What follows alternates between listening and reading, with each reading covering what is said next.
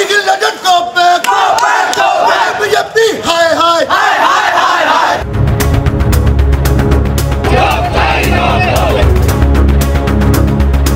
ফের শাসকের কুনজরে বিজেপি।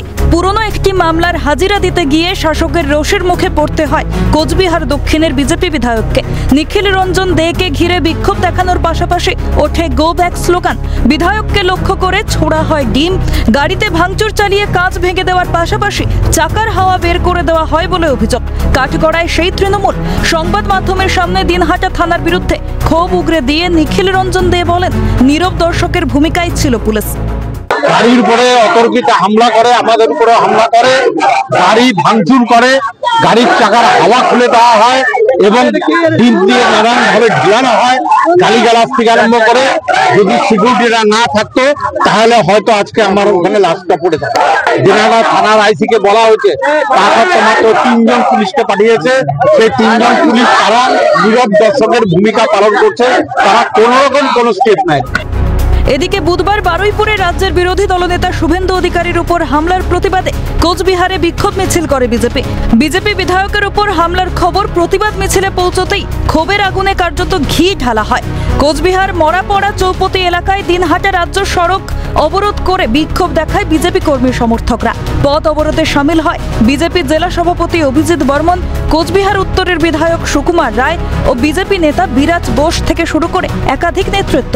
বিষয়টি সামনে আসতেই মানুষের স্বতঃস্ফূর্ত প্রতিবাদ বলে সাফাই তৃণমূল রাজ্য সহ সভাপতি জয়প্রকাশ মজুমদারের। নিশানায় রাজ্যের বিরোধী দলনেতা। গত কয়েকদিন ধরে শান্ত বাংলাকে অশান্ত করার জন্যে বিরোধী দলনেতা যেভাবে বাংলার কুৎসা করছেন, বাংলার জনপ্রিয়তম নেত্রী মমতা বন্দ্যোপাধ্যায়কে আক্রমণ করছেন, জনপ্রিয় নেতা অভিষেক বন্দ্যোপাধ্যায়কে তুইতকারি করছেন, অশ্লীল ভাষায় আক্রমণ করছেন, সেটা বাংলার রুচিশীল মানুষ সেটা মেনে নিতে পারে না। তাই জন্যেই সাধারণ মানুষের স্বতঃস্ফূর্ত প্রতিবাদের সম্মুখীন হতে হয়েছে নিখিল বাবুকে। অন্যদিকে বিজেপির সাধারণ সম্পাদক জগন্নাথ চট্টোপাধ্যায় বলেন, ঘটনাস্থল যদি দিনহাটা হয় তাহলে বুঝতে হবে ভবিষ্যৎ কি। নিশানায় উত্তরবঙ্গ উন্নয়ন মন্ত্রী উদয়ন গুহ। গতকাল বারুইপুর, আজকে দিনহাটা। নিখিলদা একজন বয়োজ্যেষ্ঠ বিধায়ক, অত্যন্ত সজ্জন ব্যক্তি।